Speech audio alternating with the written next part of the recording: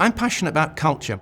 I'm passionate about the ways that it transforms us, the ways that we enjoy our life through it, and I'm interested in what makes it work and what can make it work better.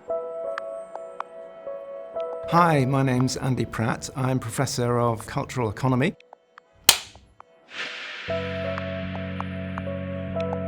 Culture and creative industries is a way of understanding the production of culture.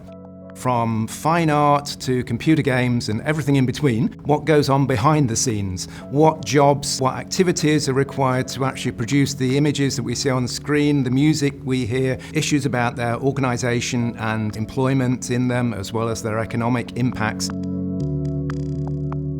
Some of the projects that I've been looking at recently is one that looks at global value chains in the cultural and creative industries. What this stresses is the way in which cultural production happens across spaces. For example, in a film, you may have location shooting in one part of the world, the post-production, the CGI added in another part of the world. So these have implications for creating jobs, creating opportunities. They generate a lot of income, and this has an impact for particular nation states in terms of generating economic activity.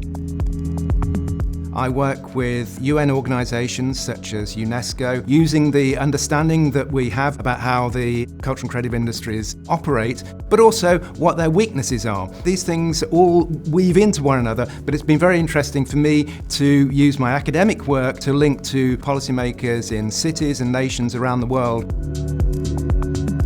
Working on the Creative Economy report highlighted the creative economy and the cultural industries as a key area. That report caused lots of nation states to adopt this as a policy. That, I suppose, means that you leave a legacy.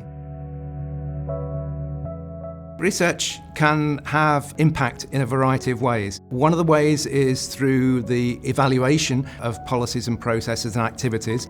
The area that I'm interested in has been an example of that, from a rather obscure subject to convincing governments and policymakers that this was an important area, and then that becomes an item of most nation states' cultural policy, which begins to change the world.